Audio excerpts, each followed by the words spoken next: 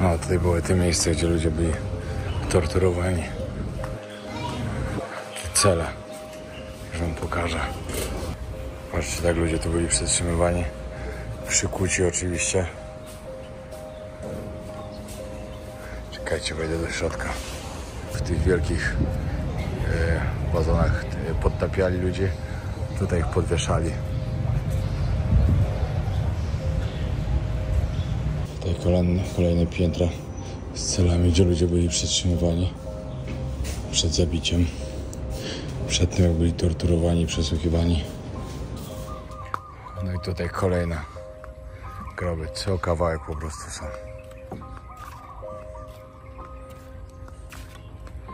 I pomyślcie, że ten człowiek, który był za to odpowiedzialny, nigdy za to nie odpowiedział.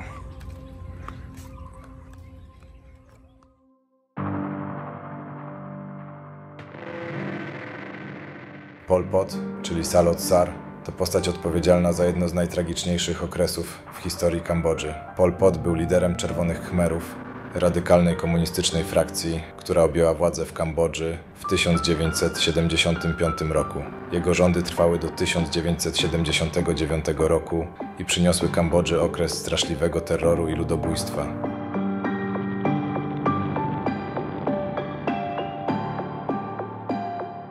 Podczas swojego reżimu Pol Pot wprowadził drastyczne reformy, które miały na celu stworzenie idealnego społeczeństwa komunistycznego. Zniszczył klasę średnią, rozwiązał instytucje edukacyjne i religijne, a także przymusowo przesiedlił ludność wiejską do pól, gdzie pracowali na roli. To doprowadziło do masowych głodów, chorób i śmierci wielu ludzi.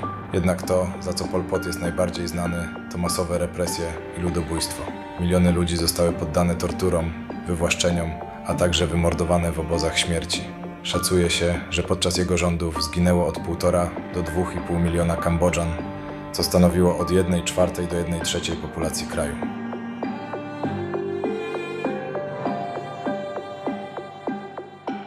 W 1979 roku Pol Pot został obalony przez wietnamską interwencję, ale kontynuował działalność partyzancką aż do swojej śmierci w 1998 roku. Jego okrutne rządy pozostawiły trwały ślad na Kambodży, która wciąż odbudowuje się po tych traumatycznych wydarzeniach. Dziś obóz S21 jest muzeum i miejscem pamięci, które upamiętnia okrucieństwa Czerwonych Khmerów. To miejsce jest ważnym symbolem przestrzegania praw człowieka i edukacji o historii ludobójstwa kambodżańskiego, aby upewnić się, że te straszne wydarzenia nigdy się nie powtórzą.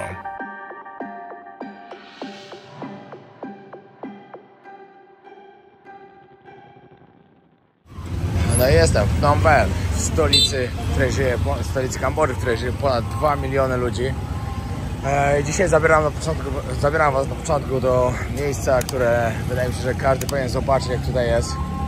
Czyli do Muzeum Leng, które po prostu za panowania Czerwonych Khmerów była to szkoła przerobiona na miejsce do tortur, do zabijania inteligencji kambodżańskiej. Zginęło tutaj 17 000 ludzi. Tylko 12 osób udało się, 12 osobom udało się przeżyć. Straszne miejsce. Zaraz wam pokażę trochę więcej i opowiem też trochę więcej o Pol Pocie i o Czerwonych Khmerach. Wejście tutaj kosztuje $10. Jak chcecie, to możecie jeszcze wziąć do słuchania jakieś informacje za $5 dodatkowe. Ale ja to bym wolał zapytać, czy nie mają przewodnika. Chciałbym z przewodnikiem to zrobić, żeby trochę więcej opowiedział fajnych rzeczy, ale zaraz się dowiem, czy to w ogóle się uda. Niestety żaden przewodnik nie był dostępny, także po prostu sam was zabiorę i pokażę wam, jak to wyglądało. Naprawdę straszne miejsce. Pamiętam, że jak byłem tutaj pierwszy raz, to miałem normalnie ciary, jak to wszystko oglądałem. Wtedy w ogóle jak byłem pierwszy raz w Kambodży, przyjechałem tu zupełnie nieświadomie. Ja, że akurat ktoś też tu jechał, taki Polak, zabrałem się z nim. No i po przyjeździe tutaj zacząłem się interesować to, co tutaj się działo. Tym, czy jakichś strasznych rzeczy dokonał Pol Pot. No ale dobra, zacznijmy od początku. Pokażę wam miejsca, które były wykorzystywane jako cele, gdzie torturowano ludzi. Myślcie, 17 000 ludzi tutaj zginęło w tym miejscu. była to głównie inteligencja. Byli tutaj przywożeni, byli torturowani i musieli po prostu przyznawać się do rzeczy, do których nie zrobili. Dopóki się nie przyznawali, byli tak długo torturowani. Później po podpisaniu zeznań zostali zabijani.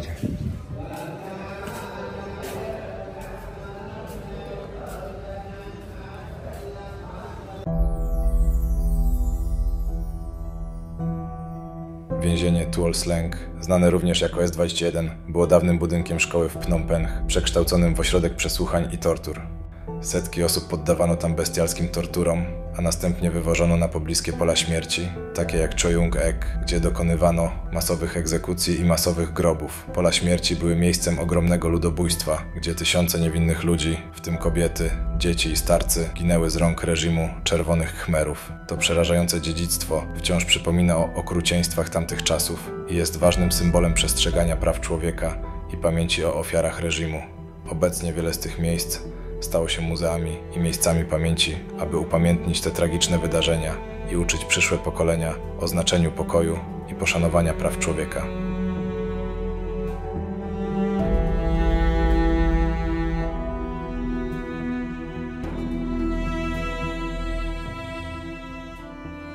Salut Sar. Pol Pot to znaczyło też brat numer 1. Już on ze swoich czasów, kiedy rządził, zakazał niektórych słów i po prostu zastępował je właśnie jako brat, ciocia, wujek, różne takie rzeczy. To, czego dokonał ten człowiek i że nie został nigdy za to skazany, to jest naprawdę jakaś masakra. Różne źródła podają, że on po prostu dożył starości. Niektóre źródła podają, że został otruty, niektóre, że dożył spokojnej starości, ale nigdy nie został skazany za zbrodnie, których dokonał. Ludobójstwa na swoim własnym narodzie. Od razu, żebym was zaznaczył na samym początku, w niektórych faktach po prostu mogę się pomylić. Ja nie jestem żadnym historykiem na 100%. Ja wam po prostu chcę przekazać fakty, te, o których wiem. Możecie znaleźć na pewno dużo więcej informacji też na jakichś różnych podcastach. Polecam na przykład podcast historyczny o Czerwonych Khmerach właśnie i o Pol Pocie. Polecam serdecznie też Zbrodnia i kara. W ogóle dużo jest, ponieważ to jest naprawdę temat, o którym dużo osób nie wie. Wiecie, to jest coś, co nie działo się blisko naszego kraju, nie działo się w Europie, tylko daleko w Azji Południowo-Wschodniej. To jest coś podobnego, tak samo jak dużo osób też nie wiedziało o tym, co się działo na przykład w takiej Rwandzie, jak Tutsi i Huti. Też tyle osób tam zginęło, też było ludobójstwo. Ja zanim tam pojechałem, nie miałem o tym pojęcia też. Także to są naprawdę tematy, którymi warto się zainteresować. Jeśli oczywiście kogoś interesuje, to jest zdjęcie ludzi, którzy przetrwali tutaj. Było dokładnie 12 osób, 8 dorosłych i 4 dzieci. Tutaj na wejściu też jest taka tablica, gdzie po wejściu właśnie każdy musiał przeczytać 9 zasad, jakie tutaj trzeba było przestrzegać. Mogę wam tak na szybko powiedzieć. Pierwsze, że musisz odpowiedzieć zgodnie na pytania. Drugie, nie próbuj ukrywać faktów, nie miej wymówek. Że nie możesz się sprzeciwiać. Trzecie, nie udawaj ignoranta, bo jesteś gościem, który śmiał się udajemnić rewolucję. Czwarte, musisz natychmiast odpowiedzieć na moje pytania, nie marnując czasu. Piąte, nie odpowiadaj o swoich drobnych błędach i naruszeniach kodeksu moralnego czy istocie rewolucji. Szóste, to jest coś. Że przy torturach nie wolno krzyczeć ani płakać. Siódme, nie robić nic, że trzeba siedzieć cicho i odpowiadać na rozkazy.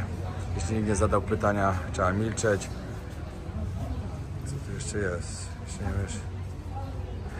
Że jeśli nie będziesz skrupulatnie przestrzegać wszystkich zasad, dostajesz za to baty lub elektrowstrząsy, za każde naruszenie 10 batów lub 5 elektrowstrząsów. No ludzie po prostu tutaj mieli straszne po prostu zasady od razu.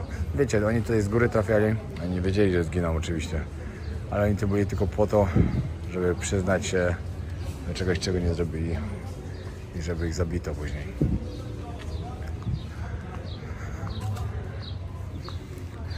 Pol Pot bał się ludzi mądrych, wiedział, że po prostu innym jest dużo łatwiej kierować. Całą inteligencję zabił w Kambodży, albo nie cała większość. Wiedział, że takimi ludźmi jest dużo ciężej sterować. Masakra. O, tutaj jest pokazane. To jest 14 grobów na miejscu, gdzie kiedyś było boisko. A tutaj mieli belki do spinania się na linach. Czerwoni chmerzy używali tego do torturowania ludzi. Chcę tutaj zobaczyć, jak w tych wielkich wazonach podtapiali ludzi. Tutaj ich podwieszali.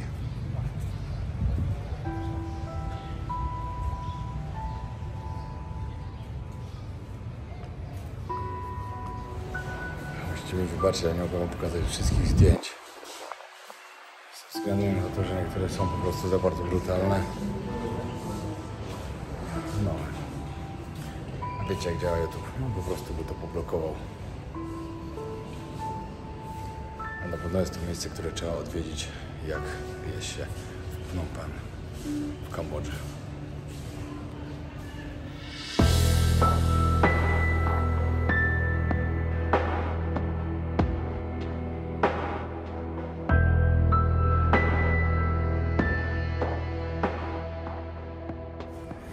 Idę jeszcze zobaczyć na zewnątrz, a później pójdę w tuk-tuka i pojadę na Pola Śmierci.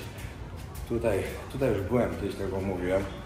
Tam akurat nie udało mi się dojechać. Już będzie to też coś fajnego, coś dla mnie nowego. Ale naprawdę tutaj się chodzi w miejscach, widzi się te zdjęcia i tak dalej. To, co tutaj robię z ludźmi, masakra po prostu. To człowiek człowiekowi. I to ludziom od siebie, ze swojego własnego narodu. Popatrzcie, jak to wyglądało. Przyszedłem do drugiej części.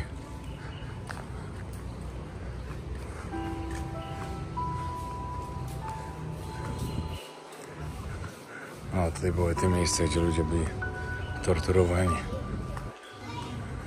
Cele, że wam pokażę.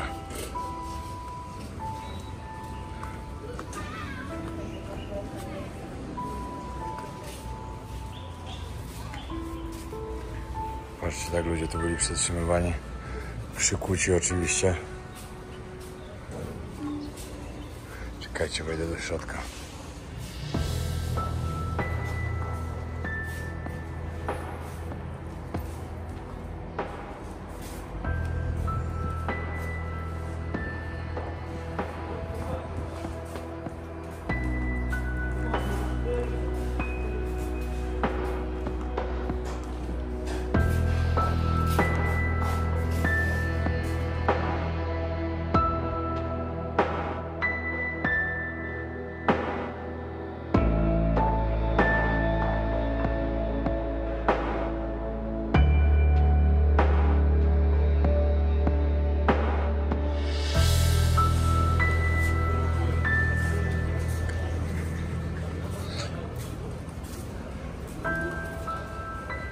Tutaj jeszcze więcej cel porobionych.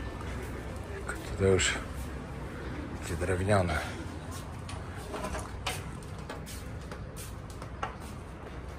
Zobaczcie. Koło okienko.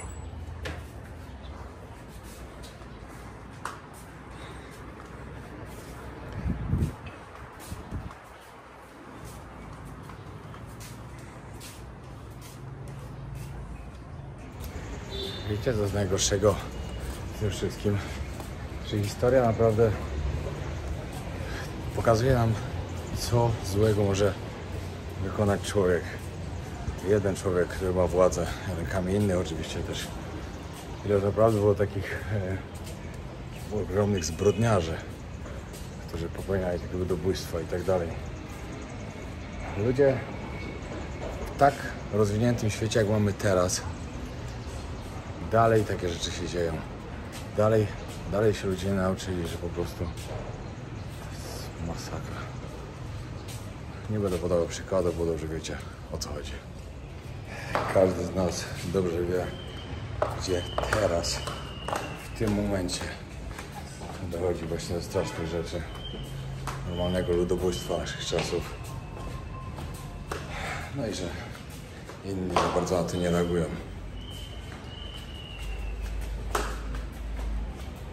Idę jeszcze do kolejnego budynku, który już to jest ostatni. Pokażę wam, co tam jest. No, ale to jest 4 tych dzieci, które przetrwały.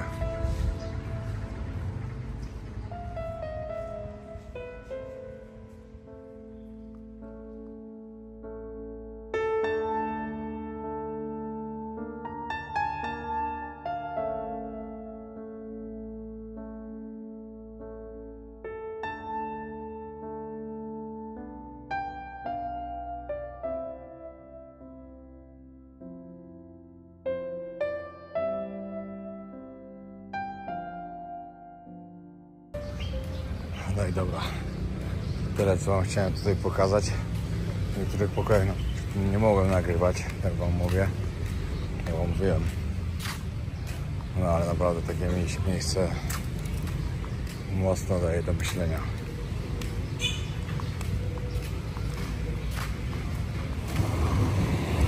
Dobra, muszę troszeczkę stąd odejść.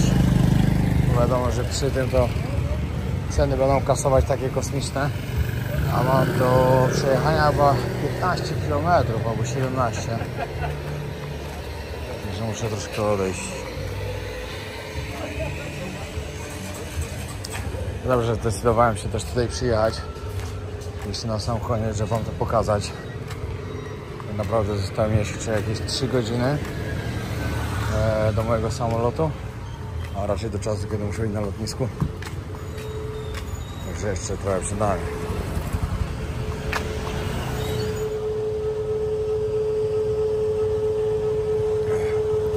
Pyszny kokosek zimny to jest życie. Te się dokładnie nazywają barbecue coconut. W Tajlandii też są, tylko są jakieś duże. W Tajlandii są trochę mniejsze. Jeśli też wiedzieli o tym, że to przed chwilą, gdzie byłem, S21, to więzienie to było jedno ze 196, które były w całej Kambodży. Tylko po prostu tutaj jak ktoś trafiał, no to już nie wychodził, no nie przeżył tego. Tak jak wam mówię, no tylko 12 osobom się udało to przeżyć, ale reszta wszyscy byli naprawdę brutalnie zmordowani. Dobra, kokosek wypity, trzeba teraz kawałek odejść. Wiadomo jak to jest pod takimi turystycznymi miejscami, ceny są podwójne, a czasem potrójne.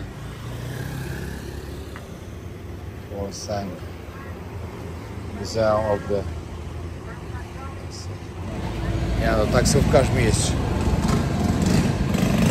Nie dość, że nie wiedział w ogóle gdzie to jest, co jest dla mnie hitem, bo to jest jedno z najbardziej turystycznych miejsc do odwiedzenia właśnie, także każdy wie gdzie to jest, znaczy każdy powinien wiedzieć taksówkarzy gdzie to jest. Także dodatkowo zobaczył, nie doszedł do tego gdzie to jest, powiedział sorry I'm busy. A się zatrzymywał, był wolny. Dobra, przypadkiem zauważyłem, że tutaj jeżdżą właśnie tuk-tuki z napisem Grab. Zamówiłem sobie Graba i bez problemu. Zapłacę $5, żeby tam dojechać.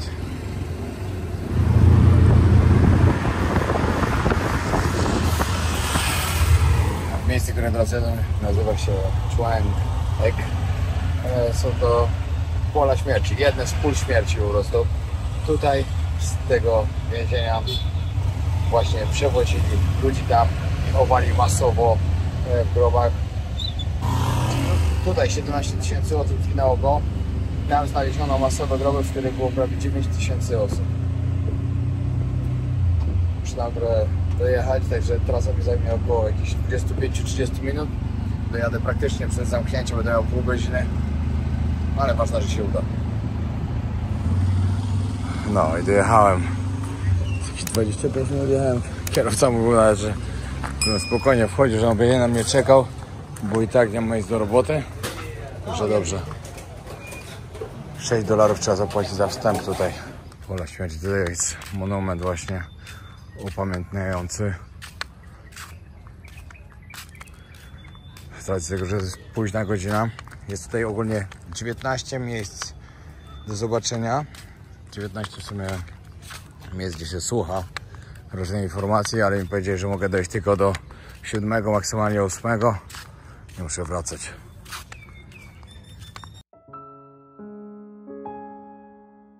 Tutaj w środku jest 17 półek, do góry 17, nie wiem, pięter mogę powiedzieć, gdzie właśnie są czaszki, kości. No tutaj w sumie, czekajcie, przejdę jeszcze dookoła, jeszcze wam pokazać więcej. Aha, tutaj jest zamknięte, czyli tylko tam z tej jednej strony mogę? Tak, dokładnie, czyli tylko tam. No to możecie przez szybę też zobaczyć.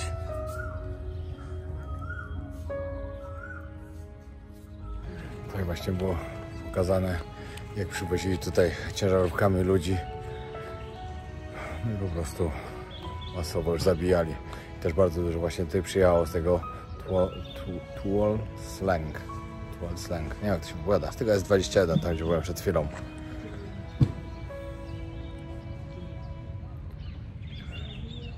Ponad 300 osób dziennie tutaj zabijali.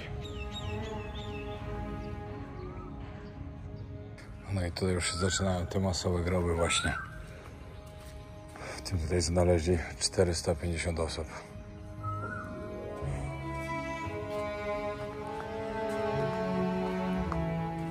Patrzcie, tu jest wszędzie pokazane. To są dziury, gdzie były właśnie groby, gdzie wykupywali.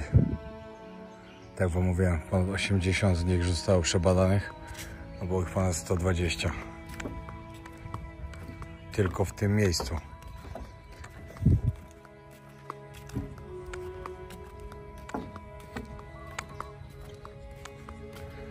Tutaj kolejne miejsce zaznaczone, gdzie znaleźli ciała 166 osób. Without bad head. O, z odciętymi głowami.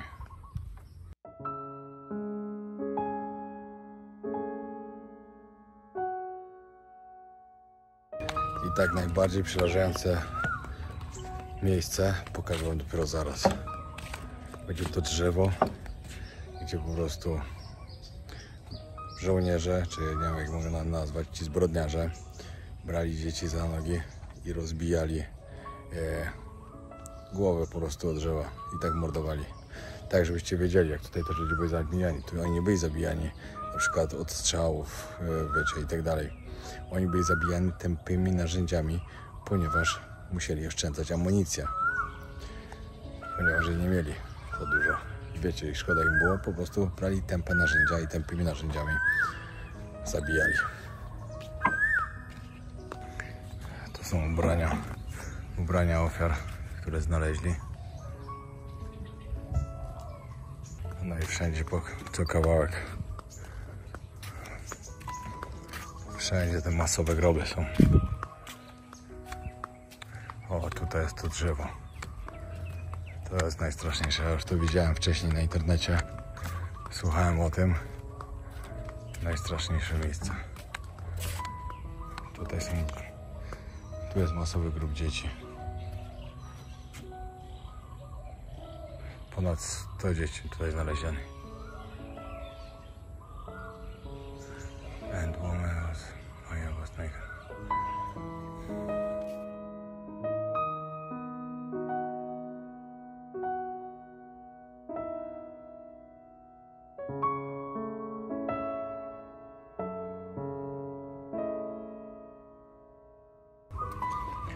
No i tutaj kolejne groby, co kawałek po prostu są.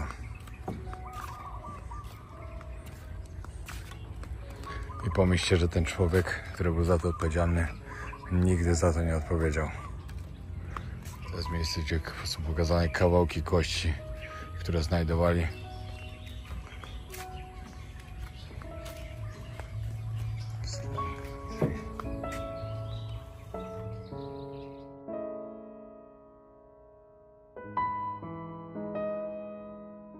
Pomyślcie, kim trzeba być, żeby brać dzieci i rozbijać ich czaszki o drzewa po prostu.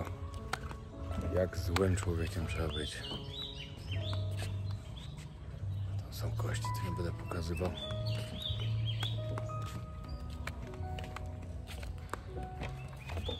Tutaj kolejny pomnik, tutaj kolejne hasło. I tu macie dokładnie pokazane, kiedy się to zaczęło, że 17 kwietnia 1975 i oni dokładnie wtedy Pol Pot z swoją partią, właśnie z tymi ludźmi wszystkimi weszli do Phnom Penh. Wtedy ludzie się jeszcze cieszyli, bo nie wiedzieli, co ich czeka. I nagle prawie 2 miliony osób musiało się przesiedlić. Pol Pot straszył, że wiecie, że będą naloty amerykańskie i tak dalej. A to wszystko wam już tam wcześniej mówiłem, o co chodziło. Ludzie słuchali, no i tak wyszło i wyszło. Strasznie smutne miejsca, naprawdę. To jest kolejny przykład, że ludzie powinni odwiedzać takie miejsca, powinni się edukować na temat tego, co się dzieje. Jeśli mieszkacie w Polsce, macie okazję, jedźcie do Auschwitz zobaczyć. Jeśli jesteście gdzieś na przykład tutaj, odwiedźcie to miejsce. W takiej Ruandzie też tam było takie miejsce, takie muzeum, gdzie to się wszystko działo. Wiele jest takich miejsc na świecie, które właśnie są takimi miejscami, upamiętniają takie wydarzenia, żeby ludzie nie zapomnieli tego, do jakiej zbrodni doszło. I ludzie powinni się edukować na ten temat i być mądrzejsi. Niestety, jak widać, nie wszędzie się to sprawdza. Sorry, bo trochę źle powiedziałem, słyszałem, że 17, ale jest 15 tych półek ułożonych do góry. I tam dokładnie znajduje się ponad 5000 ludzkich czaszek oraz kości.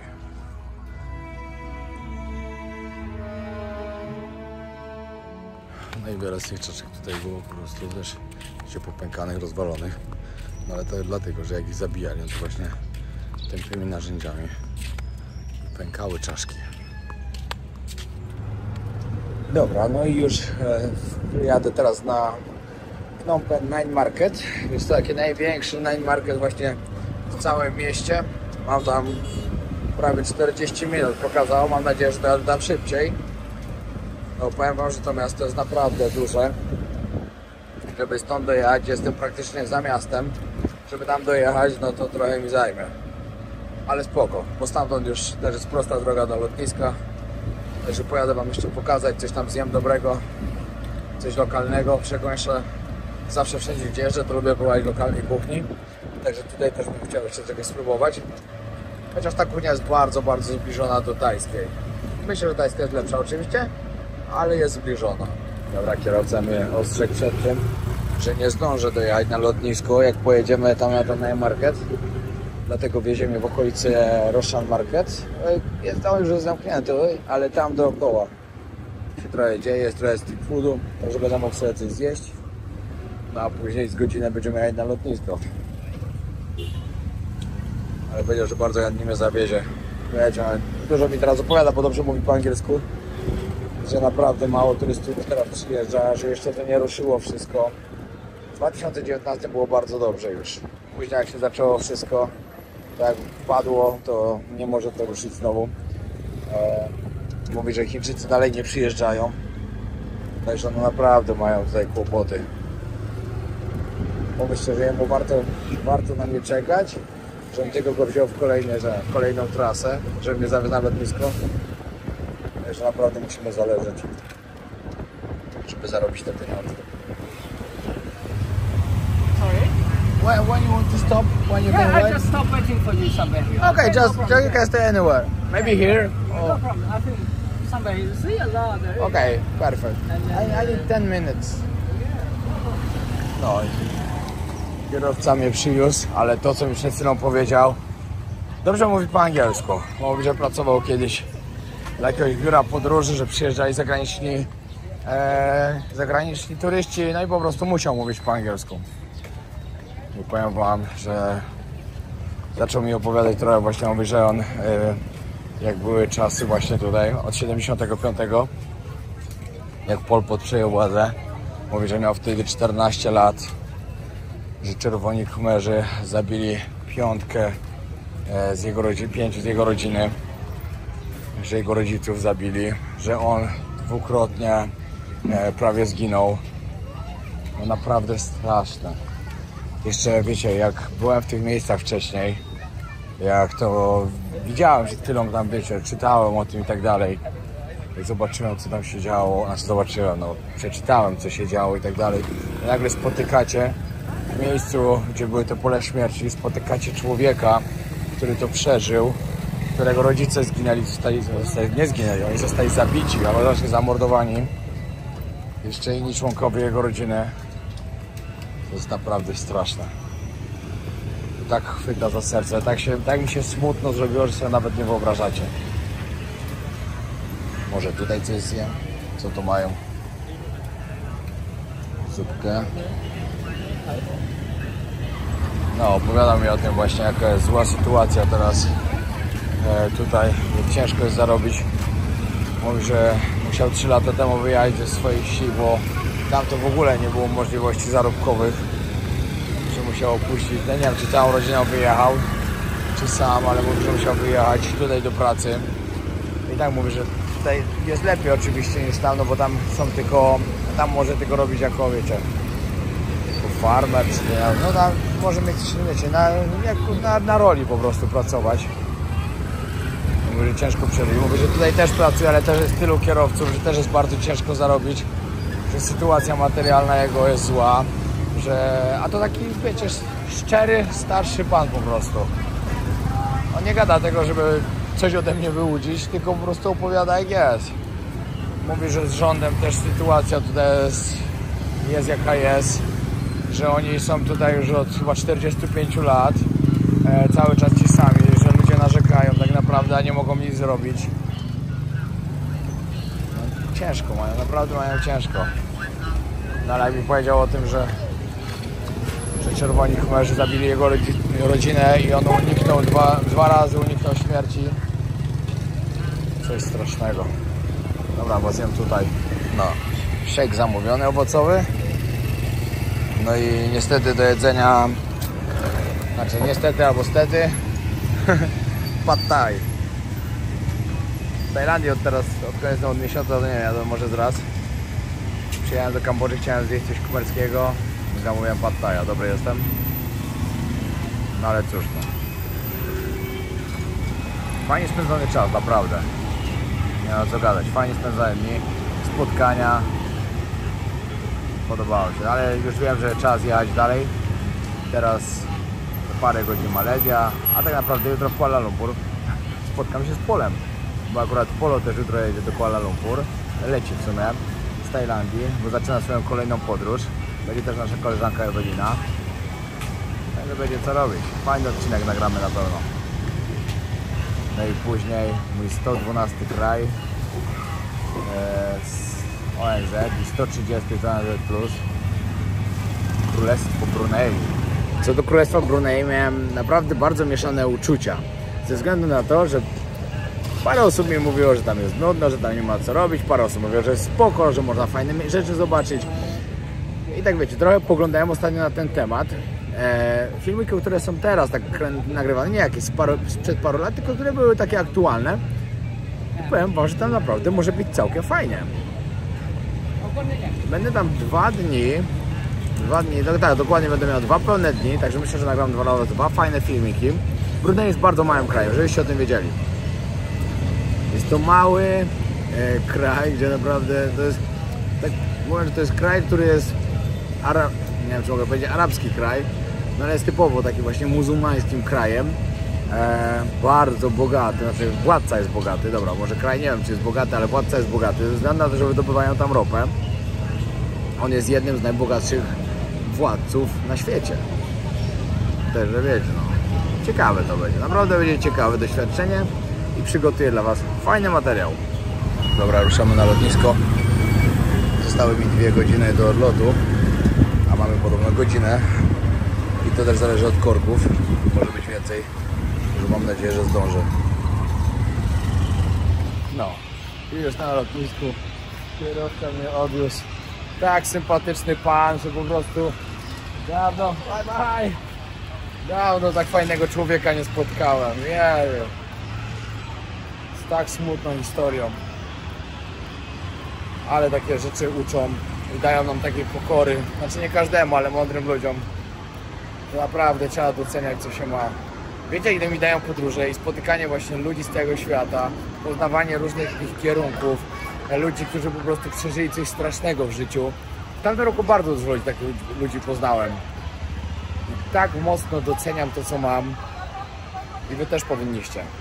Nawet jeśli się komuś coś nie układa, pamiętajcie, że macie na pewno lepiej niż wielu ludzi na świecie. Miałem check-in zrobiony, ale kazali mi przyjść po papierowy bilet. Nie wiem po co, ale czasem tak jest niestety. Ale w miarę szybko dojechaliśmy. Kierowca mówi, że nie wiadomo, czy nie będziemy tak totalnie z tego, jeszcze jest godzina 20. Ludzie się mnie pytają, z jakim plecakiem podróżuję. Czy teraz przechodzimy jako podręczny. Mam z Decathlonu 60 litrów. Nigdzie nie ma problemu. Ale tutaj, z racji, że kazali mi podać bilet, przede mną byli jacyś Hindusi. Mieli małe plecaki, sprawdziła pani każdy. Ja podszedłem, uśmiechnąłem się. Białe tureckie zęby pokazałem. Zagadałem. Nawet nie spojrzała na mój plecak. Dała bilet, uśmiechnęła się, życzyła wszystkiego dobrego. Da się? Da się. Uśmiech to jest najlepsza broń, pamiętajcie. Dobra, wszystko fajnie, sprawnie poszło. Wyrąbane mieli tak mocno, że miałem butelkę z wodą w środku. W plecaku nawet nic nie powiedzieli. Także luzik. Idę jeszcze szybko się kąsić, bo mam godzinkę do odlotu. Idę już do samolotu. Wiadomo, musiałem biec, bo jak zwykle na wszystko miałem czas. Pierwsza dostałem taką pieczątkę. Dziwna.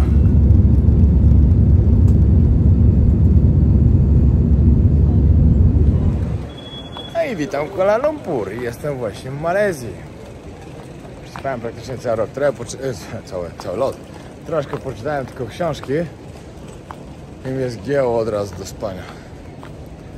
No, ale czytałem ten Shantaram. Ale książka. Szok. Normalnie się tak ją dobrze czyta, że aż chyba będę żałował, jak się będzie kończyła.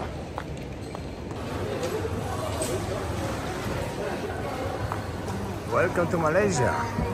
Hi sir, taxi sir. No, thank you. Po co mi taksy tu grabiesz? No, trzeba iść najpierw jeszcze kupić kartę. Przyda mi się karta, a w ogóle zapytam, zobaczyć, czy nie ma jakiegoś autobusu, które mogę sobie dojechać do centrum.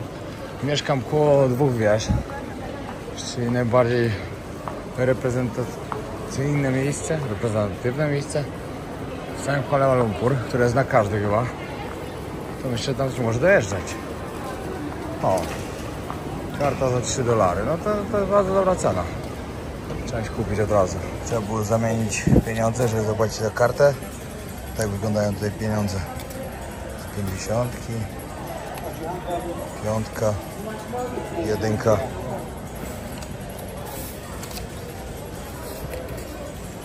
A za kartę muszę zapłacić dokładnie 16 zł. Mam 3 giga. No byłem zapytać właśnie, czy najlepiej. No to autobusem stąd będę jechał godzinę. Pociągiem jakieś 45 minut. Także idę szukać stacji pociągowej. Jest tutaj, jest Kia Express Airport Rail Link. O, tutaj wielkie, widać.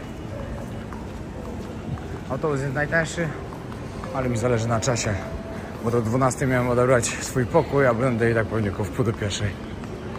Teraz to nie moja wina. Zaraz zobaczymy, ile to kosztuje. No, trochę ten pociąg kosztuje. Za bilet w jedną stronę zapłaciłem 46 zł. O, powiem wam, że jak stanę pod tymi dwoma wieżami i mi się to normalnie przypomni. Tutaj zacząłem swoją przygodę. Moja pierwsza podróż po Azji rozpoczęła się w Kuala Lumpur. No, pierwsze spanie w hostelu. Pierwsza podróż z plecakiem. Fajnie. Jest sentymencik. Powiem wam, że warto tyle dać. Bo jak teraz patrzę samochodem, to by było 1,5 godziny. Ciężka sprawa.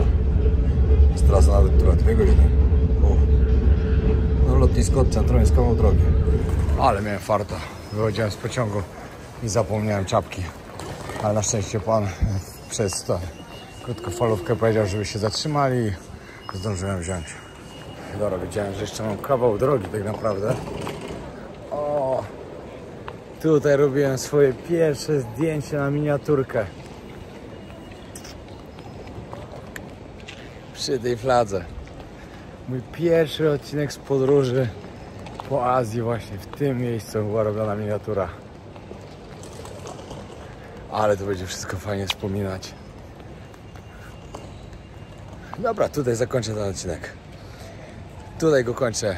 Zapraszam na kolejny z Malezji. Będzie to też wyjątkowy odcinek, ponieważ trochę wam pokażę porównanie tego, co było wtedy, jak zaczynałem, co jest teraz. Pozdrawiam serdecznie. Pamiętajcie o tym, żeby zostawić subskrypcję. Dzięki wielkie.